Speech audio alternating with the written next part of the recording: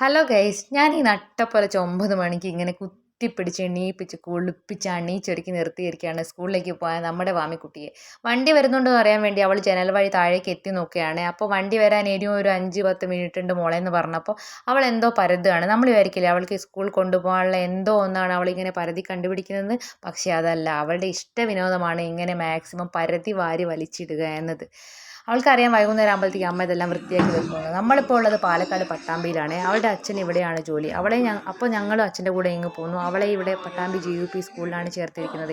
ഈ ഇരിപ്പ് കണ്ടായിരിക്കില്ലേ എല്ലാ പണിയും കഴിഞ്ഞ് ഇരിക്കുകയാണ്, ഇനി വണ്ടി വന്ന് സ്കൂളിലേക്ക് അങ്ങ് പോയാൽ മതി, ചായ എല്ലാം കുടിച്ചിരിക്കുക, വയറ് നിറച്ചൊന്ന് ചായ കുടിക്കാൻ വേണ്ടി ഒരു 10 മിനിറ്റ് അടി എന്നും രാവിലെ ഇവിടെ നടക്കുന്നത് സ്കൂളിലെ ദിവസം. അല്ലാത്ത ദിവസം ഒരു 10-11 മണിയാകുമ്പോൾ അവളങ്ങ് കഴിച്ചോളും. ടീച്ചർ പറയാറുണ്ട് വാമിക എന്നും കൂട്ടുവായി ഇടുകയാണ്, അതുകൊണ്ട് അവളെ ബ്രേക്ക്ഫാസ്റ്റ് കഴിക്കാതെ സ്കൂളിലേക്ക് വിടരുത്, അങ്ങനെ പഠിച്ചിട്ട് കാര്യമില്ല എന്നൊക്കെ. പക്ഷെ ഞാൻ എന്ത് ചെയ്യാൻ, ഞാൻ മാക്സിമം ട്രൈ ചെയ്യും. അവൾ കഴിക്കില്ല. അവൾക്കൊരു 10-10:30-11 മണിയാണ് എന്തെങ്കിലും കഴിക്കാൻ തന്നെ. ഇപ്പോൾ 9:45 ആവാറേ, 9:55 ആവും വണ്ടിയെല്ലാം വരാം. അവൾക്ക് ഇവിടെ ഇരുന്ന് സിനിമ കാണാം. പിന്നെ ഈ ചുമരിൽ കൂറി വരച്ചിരിക്കുന്നത് അവളാണ് കേട്ടോ. ആ കാര്യത്തിൽ അവൾ രാജാരവർമ്മയുടെ കൊച്ചുമോളാണ്. എന്താണ് വരച്ചതെന്ന് അവൾക്കും ഈശ്വരനും മാത്രമേ അറിയുള്ളൂ. ഈ ബോർഡ് അവളുടേതാണേ. പിറ്റേന്ന് പഠിച്ചു കൊണ്ടുവരാൻ ടീച്ചർ പറയുന്ന കാര്യങ്ങൾ ഞാൻ ഇങ്ങനെ ബോർഡിൽ എഴുതി വെക്കും.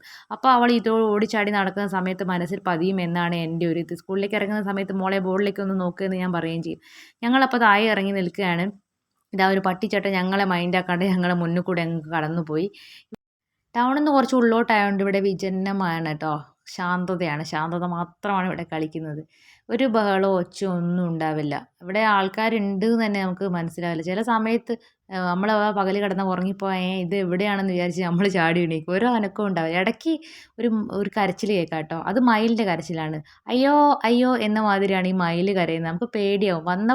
ആ ഉടനെ നമുക്ക് രാത്രിയൊക്കെ കിടന്നുറങ്ങുന്ന സമയത്ത് ഇതിൻ്റെ കരച്ചിൽ കേട്ടാൽ പെട്ടെന്ന് പേടിയാവുമായിരുന്നു. വാമിക്ക് ഭയങ്കര പേടിയായിരുന്നു. അതിൻ്റെ കരച്ചിൽ കേട്ടാൽ ആരോ കരയുന്ന പോലെയാണ്. എന്തോ അപകടം സംഭവിച്ചിട്ട് രക്ഷിക്കണേ രക്ഷിക്കണേ എന്നൊക്കെ കരയുന്ന പോലെ ഒരു ഫീലിംഗ് ആണ്. വണ്ടിയുടെ ഒച്ച കേട്ടിട്ടാണ് മാമി എൻ്റെ കൈ പിടിച്ച് ഇതാ മുന്നോട്ടേക്ക് വന്നത്. വണ്ടി വന്നിട്ടുണ്ട്. ഇപ്പുറത്തെ സൈഡിലേക്ക് പോവാണ്. അവിടെയും കുറച്ച് കുട്ടികളെ കൂട്ടാനുണ്ട്. ഈ വണ്ടിയുടെ അറ്റത്ത് 2 ബിരുദന്മാരുണ്ട് കേട്ടോ. വണ്ടിയിലെ കിളികളാണ് അവർ. അവരാണ് എല്ലാവരെയും കയറ്റി അപ്പുറത്തേക്ക് വിടുന്നത്. അവർ ആ സ്ഥലം ഒഴിഞ്ഞു കൊടുക്കില്ല. അത് അവരുടെ സ്ഥലമാണ്. മാമി അകത്ത് കയറി നമുക്ക് ടാറ്റ ബൈ ബൈ ഒക്കെ തന്നു. വണ്ടി പോയി. ഇനി വൈകുന്നേരം 4:15 4:20 ഒക്കെ ആകുമ്പോഴത്തേക്ക് ഇവിടെ എത്തും. അപ്പോൾ ബൈ ബൈ ടാറ്റ.